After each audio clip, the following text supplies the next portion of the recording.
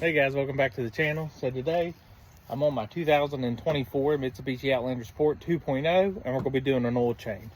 So let's get started. So I went ahead and got it up on the ramps there. Then I come up here, take the oil cap off, give it a little bit of a vent. No, not lose it. Here's your dipstick. Go ahead and pull it up there. Pretty cool, one of the only vehicles I'm pointing out to anymore. It seems like it actually has a transmission dipstick, so that's pretty neat. But we'll get into that later. So now we'll go up under it. And Mitsubishi's made this super easy, which so far everything on here has been really nice. There's your drain plug. It's a 17 millimeter and your oil filter's right beside of it. You can't get easier than that. So I did warm the vehicle up a little bit. I'm going to go ahead and break this free and go ahead and get this off. I've got the oil filter wrench that'll go up and grab it. Works super nice. I'll put the link to it in the description below. But you can see I can just grab it, spin, hardly nothing. And then just 17 millimeter socket, ratchet, and a catch bucket. So let's get her draining. So all the oil's drained out. Let it drip there for a good 10-15 minutes. I cleaned the plug up. I put a new crush washer on it. I'll put a link to the crush washers down below. I just have a big pack of them that's all different sizes, but I'll put the link to the one you need down below. The oil change kit I went with from Advance is actually this OW20. I always use Valvoline and I always use extended protection just because of the additives that's in the oil. I'm a believer in it. The debate on oil is, as you guys know, you can find support any side you're on. But here's the part number on the oil filter. It was an HP 1008, comes with K&N. I've always liked K&N. And then I got my torque wrench laid out and put it to 30 foot-pounds to torque that oil pan bolt back in. But as far as the filter goes, always what I do is a good practice on this is I'll take some old oil, put it around the ring.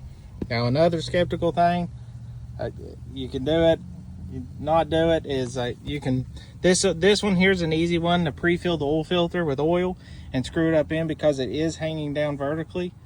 But for years and years, I've put them in dry and then caught that initial shot of oil as it goes through it.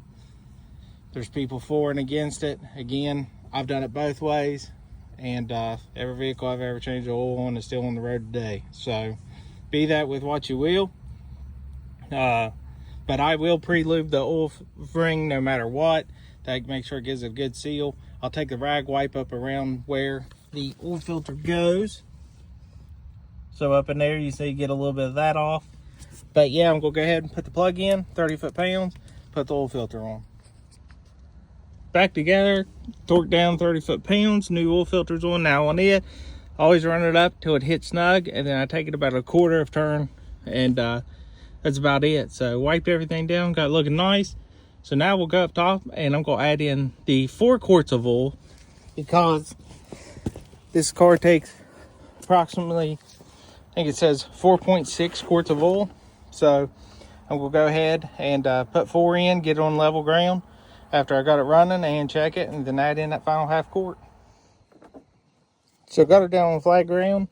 Like I said, I put about 4 quarts in it, maybe about 4 1/4. Came down, checked it out on flat ground.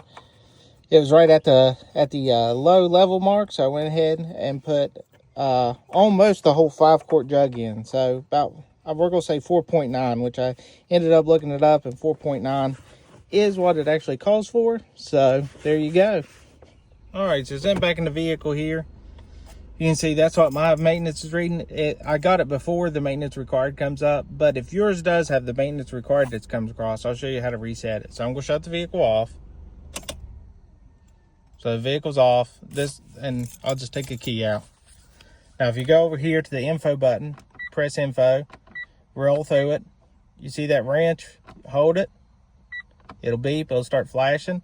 And if yours has that maintenance required light, you just press it one more time and it will hit, it'll come up and say clear, and it's reset. Well, mine hasn't reached that maintenance required interval yet.